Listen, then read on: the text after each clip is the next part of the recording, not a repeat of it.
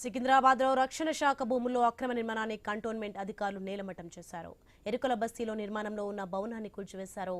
Police బందోబస్తు మధ్య కూల్చివేతలు అధికార యంత్రాంగం చేపట్టింది. గతంలోనే అక్రమ భవన నిర్మాణానికి నోటీసులు జారీ చేశామని కంటోన్మెంట్ అధికారులు స్పష్టం చేశారు. తాము 90 ఏళ్లుగా ఇక్కడే ఉంటున్నామంటున్న భవన యజమాని కుటుంబం చెబుతోంది. కోర్టుకు పోయే సమయం కూడా ఇవ్వకుండా కూల్చివేశారని ఆగ్రహం వ్యక్తం చేశారు.